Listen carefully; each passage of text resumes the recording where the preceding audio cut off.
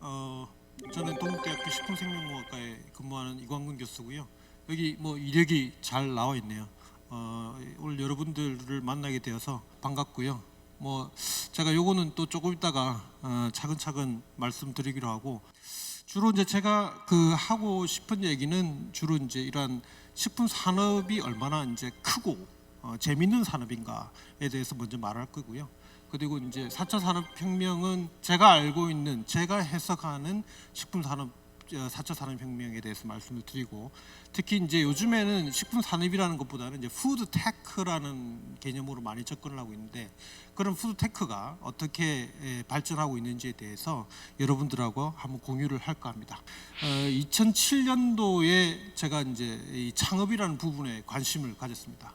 가져서 이 창업에 우리나라가 아주 힘든 상황인데, 그래서 이제 그 당시에 창업을 우리 동국대학에서 어떻게 하면 발전시킬 수 있을까 하는 것을 저의 식품이라는 전공과는 전혀 동떨어지게 해서 제가 이제 발을 담궈서 지금 한 12년 정도 하고 있거든요. 그래서 뭐 좋은, 제가 그 자리는 다 했습니다. 뭐 회장도 했고 부회장도 했고 하면서 저희 동국대학교의 그 창업에 대한 어떤 지원, 창업에 대한 어떤 패러다임을 완전히 좀 바꾼, 그래서 이제 12년이 흘렀잖아요. 12년이면 이제 하나의 띠가 바뀌는 시기인데, 그래서 12년 동안 이 창업에 대해서 제가 식품과 많은 접목을 하면서 지내오지 않았나, 이런 것 때문에 들어갔는데, 실제로 이제 창업을 제가 지원을 계속하면서 가장 안타까운 것들은 이 식품에 대한 어떤 여러 가지 아이템이 있고 굉장히 무궁무진한 아이템인데도 불구하고 식품을 전공하는 학생들, 이제 식품공학과의 학생들은 진작 이런 분야에 전혀 창업에 대해서 관심이 없고 오로지 취업에만, 대기업 취업에만 관심이 있는 그 부분을, 특히 이제 동국대학교 제 학생들이 좀 그렇습니다. 그래서 그런 것 때문에 굉장히 안타까웠는데요. 사실 여기 이 엄청난 훌륭한 건물인 AT센터도 우리가 농식품을 위해 존재하는 거거든요. 그래서 농식품을 위해 존재하는 것들이 진작 우리 농업 식품공학을 전공한 학생들이 지휘를 못하고 농경 뭐 다른 부분, 경제학과라든가 아니면 정치 외교, 그리고 이제 심지어는 뭐 산업공학 하시는 분들, 그런 분들이 이끌고 있다는 것이 상당히 충격이었습니다. 그래서 제가 올해부터는 이런 이제 창업에 대한 지원 업무를 보직을 그만두고요. 좀 더 우리 식품을 하는 학생들이 조금 더 편하게 취업과 창업을 할 수 있는 어떤 분위기를 만들어 보자 하는 쪽에 지금 포커스를 맞추고 있습니다. 자, 우리 식품 산업은 어느 정도 될까요? 여러분들이 아마 학교에서 여러 수업을 통해서 배워본 바와 같이 우리의 식품 산업은 생각보다 굉장히 큽니다.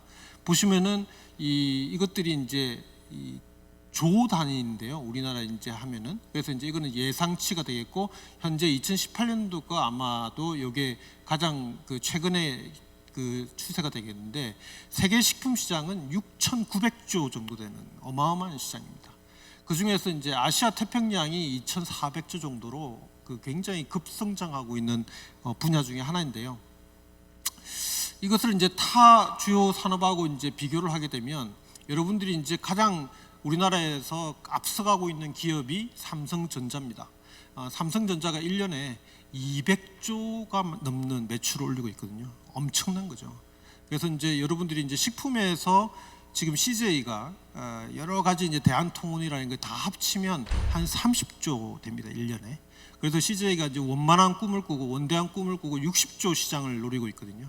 그래서 이제 60조를 노리고 있는데, 그렇게 이 바운다리를 보시면 여러분들이 이제 세계 식품 시장이 2018년도에 아까 말한 대로 한 6천조 정도 되는 겁니다. 근데 그 나머지 이제 자동차 시장이 한 2천조, 그다음에 IT 시장이 한 3,500조 정도 되거든요. 그래서 이렇게 보신다면 굉장히 식품 산업이 어마어마하게 큰 산업 중에 하나죠. 근데 여기에는 조금 저희가 주의해야 될 점이 있습니다. 뭐냐면은 이러한 식품 산업이라고 하는 게 이 광의 개념이거든요. 그래서 여기에 이 앞서 말한 식품 산업은 우리가 일반적으로 알고 있는 식음료 제조의 가공 부분에다가 외식과 유통이 포함된 겁니다. 여기다가 이제 술하고 담배까지 포함되어 있기 때문에 굉장히 큰 거거든요. 그래서 우리가 이제 중요한 거는 식음료 제조를 우리가 주로 담당을 하고 있기 때문에 그 부분에 대해서 어떻게 하면 높은 성장률을 가질 것인가가 저희가 핵심이죠. 자, 그렇다면 이제 여기 위가 좀 잘려서 그런데 여기 이 차트는 뭐냐면 주로 이제 교역을 하는 겁니다. 각 나라별로. 그래서 어느 나라가 수출을, 식품 수출을 가장 많이 하느냐는 건데, 보시면 이제 미국 이게 수출 수입이 있고요, 전체 교역량이거든요. 그래서 보시면은 이제 아시다시피 미국이 넘버 원이고, 그 다음에 중국이고, 그 다음에 이렇게 순서로 들어옵니다. 우리나라가 한 23위 정도를 차지하고 있는데요. 제가 이제 여기서 말씀드릴 것은 다른 나라들을 보면은 대부분 큰 나라들입니다. 인구가 아주 많거나 또는 이제 그 전통적으로 굉장히 강한 나라였거나, 그런데 여기 이제 빨간 걸로 쳐져 있는 이 네덜란드라든가 벨지움이라든가 이런 나라들을 보시면 조금 이상하다라는 생각이 들 거예요. 왜 이 나라가 이상하냐 하면 그렇게 이 인구가 많고 국토가 크지 않습니다.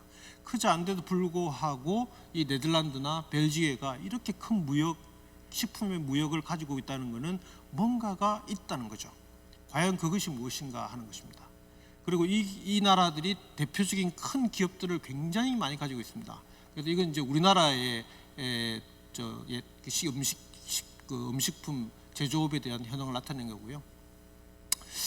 그래서 이제 이 식품 산업이 그만큼 앞으로 큰 이 발전을 이룰 것 같다라는 생각이 드니까 우리나라에서 2016년도 그리고 이제 2016년도에 우리나라에서 큰 변화를 가지게 되는데요. 사실은 이제 식품이라는 것이 어떤 우리의 정부 조직에 들어오게 된 것도 2008년, 9년 정도, 그 당시 이명박 대통령 정부 들어서면서 처음으로 식품이 이런 이름이 드디어 이제 전면에 이 정부의 한 부분에 내세우게 됩니다. 그러다가 저희가 이제 식품이 조용하게 성장을 하다가 2016년도 2월과 12월에 5대 유망 소비재와 12대 신산업 성장에 당당히 식품이 들어가게 됩니다. 그 이후로 해서 저희가 이제 AT센터에 굉장히 힘을 실어주게 되고요. 그걸로 인해서 여러분들이 이런 혜택을 가지고서 드디어 이렇게 이 자리에까지 오게 된 거죠. 그래서 여러분들이 이제 이렇게 앉아 있는 것도 전부 어떻게 보면 정부의 세금이고 우리의 열심히 한 노력들이 이렇게 된 거기 때문에 여러분들이 앞으로 더 큰 일을 하고 여기 있는 사람들이 한 사람이라도 제대로 인사이트를 받아서 오늘의 제 강의의 인사이트를 받아서 그 사람이 앞으로 100조 시장을 이끌 수도 있고 1000조 시장을 이끌 수도 있는 그런 세상이 되길 바라는 거죠. 자, 이게 이제 글로벌 탑10의 식품 기업 순입니다. 재미난 거는 여러분들이 이제 네슬리라는 식품을 워낙 많이 들어봤기 때문에 그 네슬레라는 그 기업이 속한 나라를 보시면 굉장히 재밌죠. 이 나라가 바로 이제 스위스라는 나라입니다. 스위스는 세계 지도, 특히 유럽 지도에서 보면 정말로 조그맣게 있는 나라 중에 하나죠. 그 강대국사에 둘러싸여 가지고 그 나라가 왜 이 네슬리라는 엄청난 기업을 일구었는가 하는 것들에 대한 스토리도 굉장히 재밌는 거고요. 그 다음에 보시면 이제 미국의 기업들이 나오고, 그 다음에 이제 프랑스의 대표적인 식품 기업인 다논이라는 기업이 나옵니다. 그래서 이제 그 나라에 대표하는 기업들이 쭉쭉 나오게 되고요. 이게 이제 21위와 34위, 20위 정도의 우리나라의 대표적인 식품 기업이라는 CJ라는 기업이 나오게 됩니다. 그래서 이제 이렇게 되는 것이 세계 기업 순이고요. 각 브랜드들을 엄청나게 많이 가지고 있습니다. 그래서 각각의 기업들이, 이거는 이제 이 순위는 이 전체 세계 경제의 포브스 순위거든요. 그 순위이기 때문에 그 중에서 이제 41위 정도가 처음으로 이제 식품이 나타나게 되는데, 여기 보시면 이제 각각의 브랜드들이 있잖아요. 그래서 이런 브랜드들을 예전에는 이제 각각의 브랜드들을 가지고 있는 기업들이 가지고 있었는데, 그것들이 이제 그룹화되면서 서로 이제 M&A를 하면서 굉장히 큰 기업군으로 지금 성장해 가고 있는 그런 추세입니다. 글로벌 식품 기업의 순위는 지금 과거에 비했을 때 네슬레는 부동의 1위를 하고 있고요. 그 외의 것들은 몸집을 아까 말한 대로 M&A를 하면서 굉장히 변화를 많이 추구하고 있습니다. 그 중에서 우리나라 같은 경우에는 예전에 2014년도와 18년도 한 4년 동안에 많은 변화가 있죠. 그래도 굉장히 우리 식품 산업이 발전하고 있다는 한 증거가 아닌가라는 생각이 듭니다.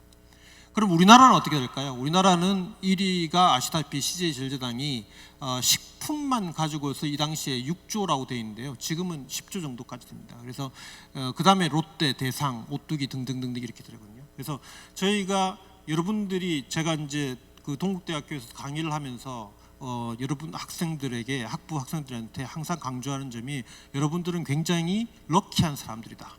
왜냐하면 제가 학부 생활을 할 때에 80년대만 하더라도 1980년대 90년대만 하더라도 1조가 넘는 회사가요 딱 하나 있었습니다. 제일제당이라는 기업, CJ라고 하는 기업이 딱 하나 있었거든요. 그런데 지금은 1조가 넘는 회사가 무려 30개가 넘습니다. 이렇게 다변화되고 굉장히 큰 기업군을 이끌어가면은 여러분들의 일자리도 자연스럽게 늘어나는 거죠. 그런데 꼭 그렇지만 않습니다. 이제 자동화라는 개념이 또 들어가기 때문에. 그렇지만 과거에 비해서는 훨씬 더 여러분들이 유리한 케이스고요. 국내 식품기업의 매출액이 조금씩 변하고 있습니다. 그래서 이것들이 2014년도와 18년도에 비해서 크게 증가한 기업도 있고 조금만 증가한 기업도 있고 이런 여러 가지 순위를 보이고 있고요. 순위들은 굉장히 많은 변화를 보였습니다. 그래서 1, 2, 2위까지는 문제가 없었는데 3, 4위부터는 4년 동안에 그러죠. 농심이 5위로 떨어지고 오뚜기가 올라가고 뭐 이런 등등의 변화를 보이고 있죠. 이것들은 여러분들이 느끼는 거하고 똑같습니다. 이제 라면이 더 이상의 한계에 이르렀기 때문에 우리나라의 인구가 더 이상 늘지 않아요. 그렇기 때문에 어느 정도 한계에 이르렀고 그걸 갖다가 이제 수출로 지금 메꾸려고 많이 노력하고 있죠.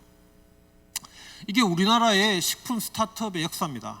여러분이 알고 있는 기업들이 다 나오긴 총망라해서 나오는데 조선일보에서 하도 잘해갖고 제가 이걸 따왔거든요. 그래서 처음에 이제 이 1904년 뭐 조선 맥주부터 시작해서 일제 강점기에 혜태 제과, 그 다음에 이제 우리나라가 해방이 되고 제일제당에서 처음으로 설탕을 생산한 게 1953년입니다.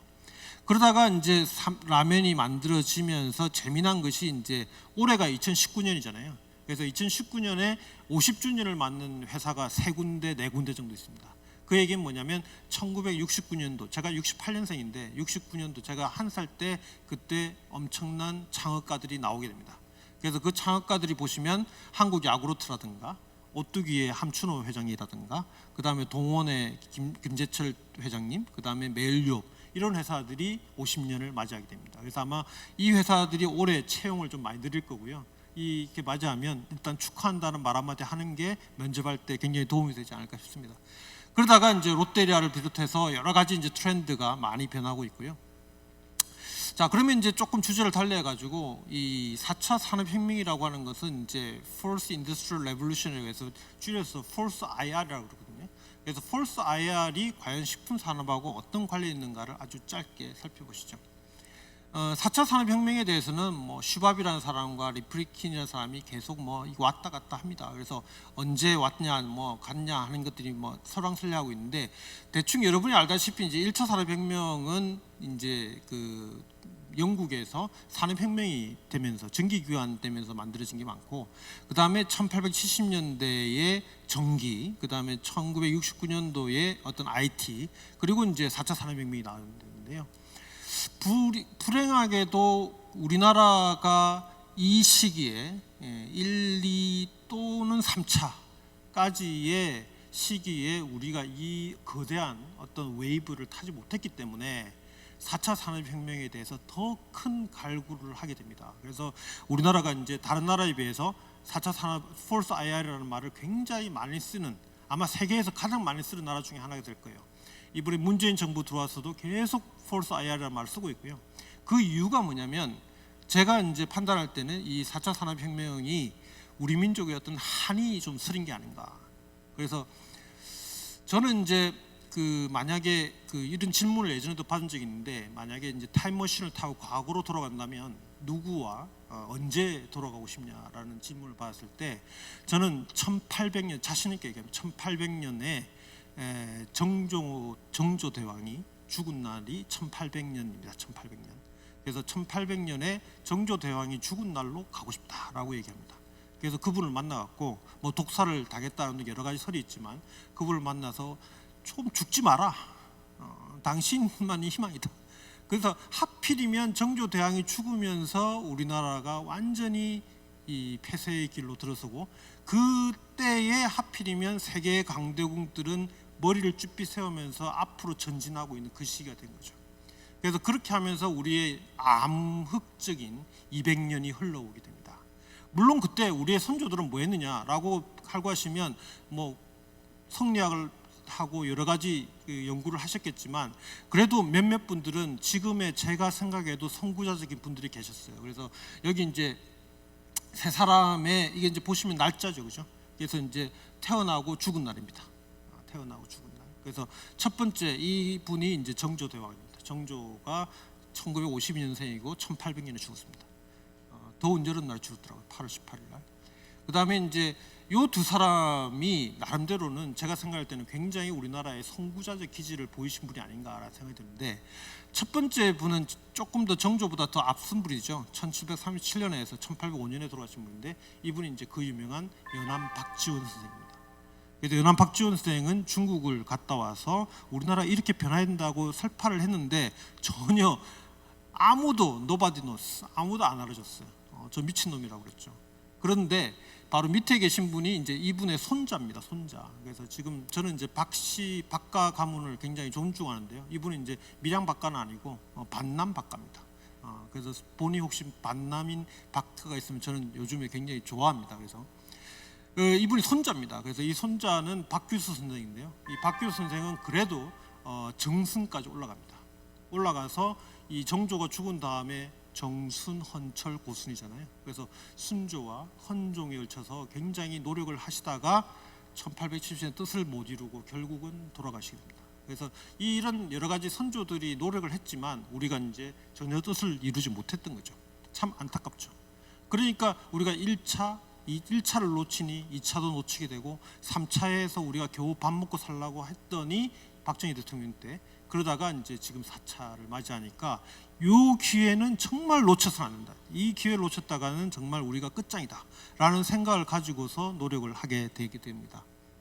자, 그렇다면 이러한 변화가 어떤 산업으로 연결되느냐? 여기 뭐 굉장히 많은 산업으로 연결되고 있습니다. 그 중에서 제가 좀 한 4기업 정도 모아놨는데요. 여러분들이 다 아는 기업들이죠. 보시면은 아마존, 우버, 에어비앤비, 넷플릭스라는 기업입니다.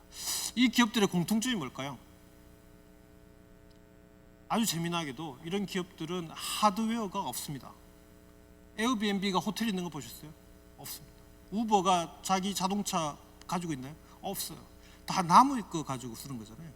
근데 재미나게도 우버의 지금 현재 그 총 자산, 그러니까 이제 자기의 그 주식을 총 합한 금액은 도요타가 가지고 있는 금액보다도 더 큽니다.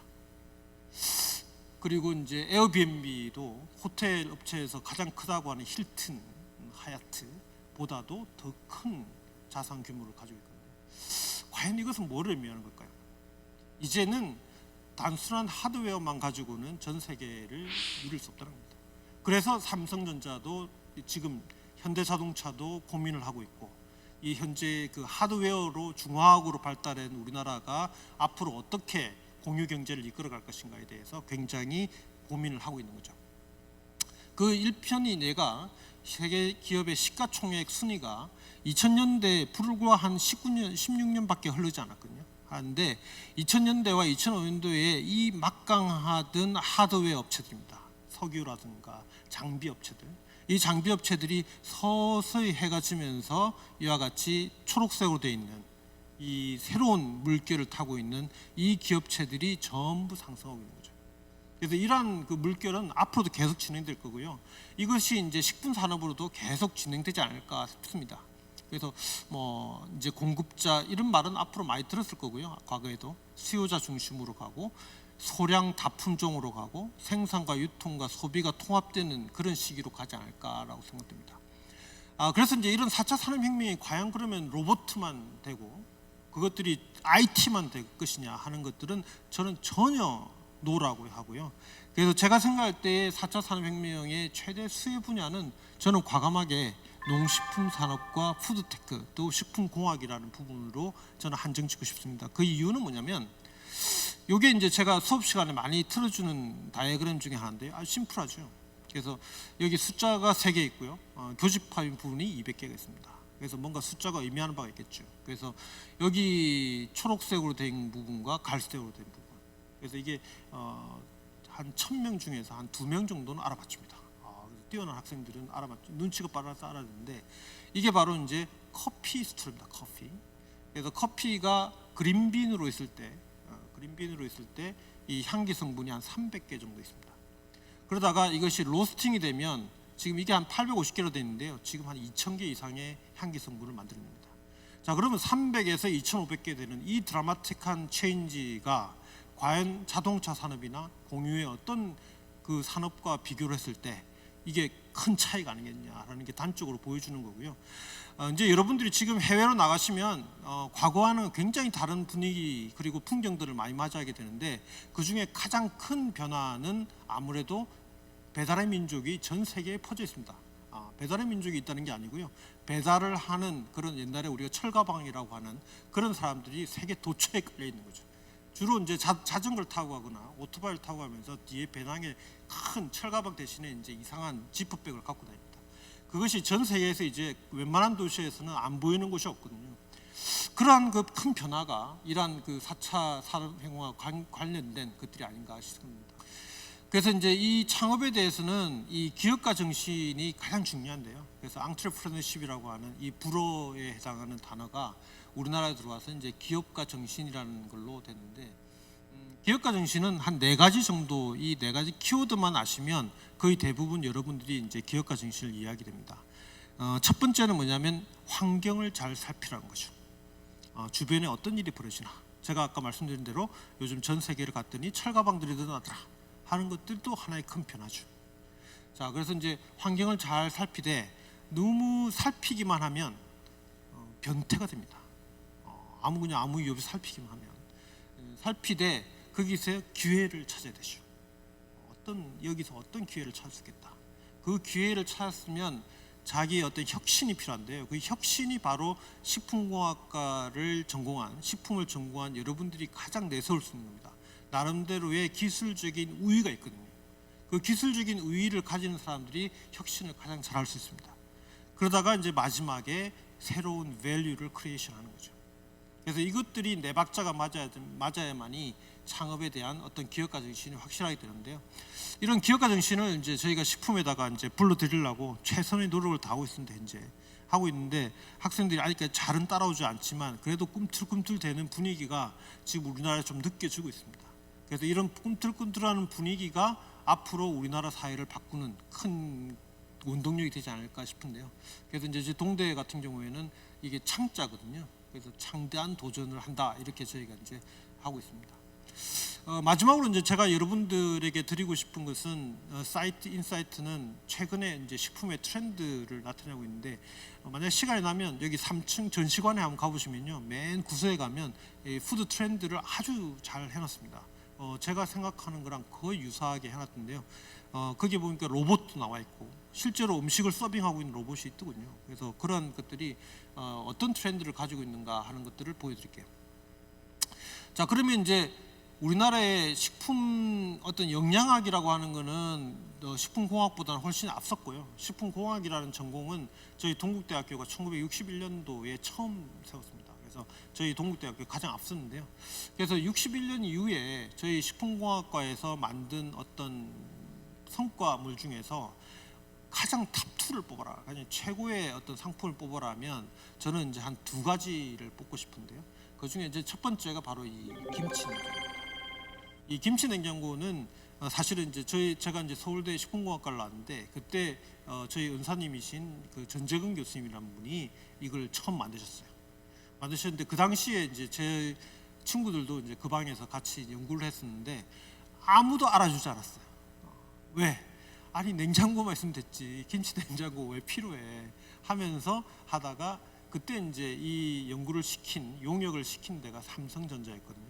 삼성전자도 그 당시에 이게 뭐 돈 되겠어 하면서 그냥 넘겼습니다. 근데 이제 이때 그 교수님이 잘못하셨죠.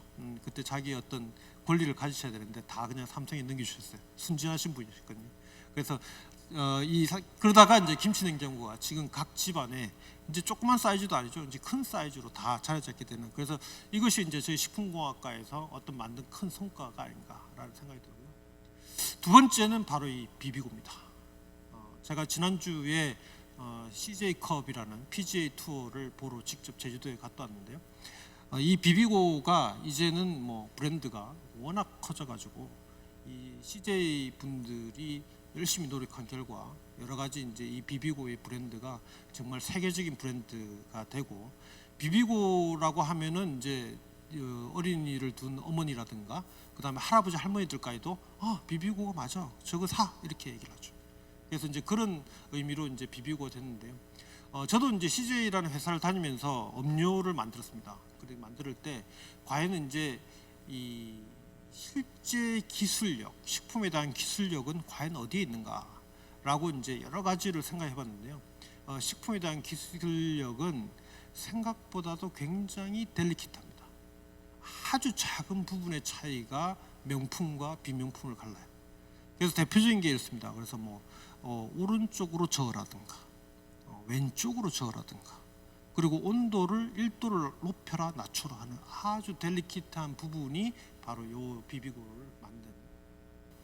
그래서 이제 지금 현재 트렌드의 변화는 식품공학이라는 부분에서 이제 푸드테크라는 부분으로 변하고 있고요. 이건 조금 이따 말씀드리겠습니다. 그리고 HMR과 밀키트 시장이 급성장하고 있고, 그래서 이 시장에 대해서는 이제 앞으로 푸드테크와 연관돼 가지고 점점 더 커질 것이다. 그리고 이제 프리미엄 식품 시장이 점점 확대되고 있는데, 그 중에 이제 마켓컬리라는 업체, SSG 마켓이라는, 그래서 마켓컬리의 라인을 탔느냐 안 탔느냐가 지금 이제 창업자, 오늘 이제 조금 있다가 우리 창업자가 발표하시겠지만 대표님들이 가장 요즘에 어느 라인을 타느냐, 유통 라인을 타느냐가 굉장한 핫 이슈입니다. 그 다음에 이제 모바일이 확대되고, 그 다음에 친환경 웰빙 식품이 대중화되고, 저희 이제 K푸드는 글로벌 공략을 지금 굉장히 확대하고 있는 축에 속합니다. 푸드테크는 짤막하게 말씀드리면 기존의 식품 산업과 기술이 접목된 산업인데요. 이것이 이제 지금까지의 식품의 생산으로 끝났다면 보관, 유통, 판매까지 어우르는 전체적인 어떤 산업군을 우리가 푸드테크라고 하고, 여기에 가장 큰 촉매제가 된 것이 바로 공유라는 개념입니다. 쉐어라는 개념입니다. 쉐어링.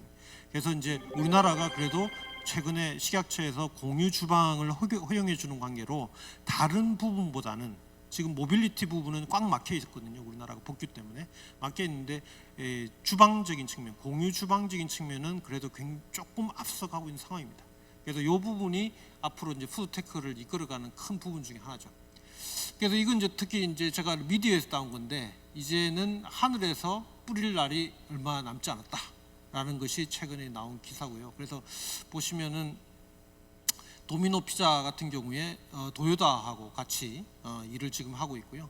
그 다음에 이제 피자헛 같은 경우에 피자헛이 일 도요다하고 같이 하고 있고요. 그 다음에 도미노 같은 경우가 포드 자동차하고 지금 무인 배달 협업을 하고 있습니다. 그래서 그리고 이제 여기 비욘드 푸드 대표님도 오셨지만 비욘드 미트가 좀 더 유명한데요. 그래서 비욘드 미트의 패트릭 브라운, 이슨 브라운이라든가, 그 다음에 이제 임파서블 푸드의 패트릭 브라운, 이분들이 지금 현재 어떤 대체육을 가지고서 푸드테크를 이끌고 있는 분 중에 하나입니다.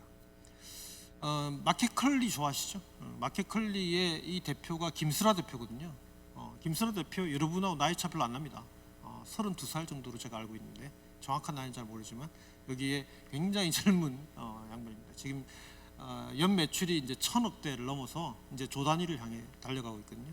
그래서 이제 새벽 배송에 대해서 총알을 이루고 있는데, 과연 이제 젊은 이분들이 이제 여러분들이 앞으로 이 자리들을 계속 이어나가야 되지 않을까라는 생각이 듭니다.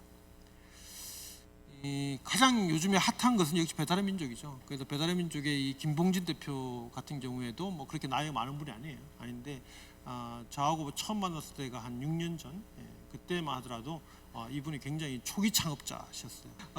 저는 이제 이 사람이 그 한 업적 중에 가장 큰 업적 중에 하나는, 물론 이제 배달이라는, 딜리버리라는 개념을 우리나라에 큰 봉사를 했지만, 이 딜리버리 산업에 우리나라의 탑3라 한다면 요기요도 있고 뭐 다른 여러 가지 이제 배달통 뭐 이런 것도 있는데, 그 다른 업체들은 외국계 기업이 들어온 겁니다. 그런데 이 배달의 민족은 정말 배달의 민족이에요. 자체적으로 우리나라의 토종 기업으로서 그래도 이겨내고 1위를 수상했다는 게 저는 가장 큰 장점이 아닌가라는 생각이 들고요. 그리고 이제 이 사람들이 이제 거리를 헤매이든 빠라바라밤 하던 그런 오토바이 사람들을 갖다가, 청년들을 정직원으로 고용해서 현재 이르게 했다. 하는 것이 정말 살아가면서 이런 큰 기여를 하는 기업체가 과연 있을까라는 생각이 듭니다. 그래서 이 기업가의 매력은 바로 거기에 있습니다. 그래서 그렇게 해서 우리나라를 이끌어가고 있다는 게 굉장히 큰 것 중에 하나입니다. 이 친구는 이제 한노규 대표인데요. 최근에 이제 특강 같은 데 많이 합니다. 그래서 서울대 제 후배인데요.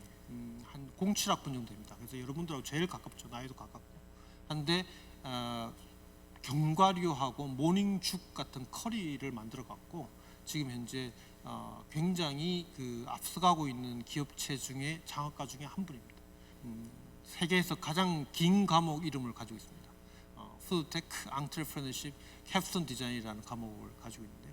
그래서 이제 여기에 학생들이 여러분들 같은 학생들입니다. 학생들이 캡스톤 디자인의 과목 형식을 띠면서 뛰어난 창업가들이 초청 들어오기도 하고 저희가 현장 견학을 해서 이게 적어도 한 팀에 한 팀에 하나 정도는 특허를 내는 그런 분위기를 이끌고 있습니다. 그래서 이러한 작은 변화, 저도 변화를 하고 여기 있는 여러분들도 변화를 하고 이런 변화를 이끌어야만이 앞으로 우리나라 사회의 농식품의 식품 산업의 어떤 큰 원동력이 돼가지고 지금 K푸드가 겨우 이제 1억 달러 이상의 수출을 하는 것이 한 10가지 정도 됩니다. 뭐 김하고 음료하고 라면하고 등등 해서 그것들이 이제 이 1억 가지고는 안 되죠. 1억 달러 해봐야 1,000억밖에 안 되니까 그것들이 이제 적어도 1조 이상 되는 수출 품목이 적어도 뭐 10개, 100개가 나올 수 있는 것은 여러분들의 어깨와 여러분들의 머리와 여러분들의 열정에 있지 않나라고 생각됩니다. 뭐 이상으로 제가 이제 제가 준비한 것은 여기까지 말씀드리고 끝내도록 하겠습니다. 고맙습니다.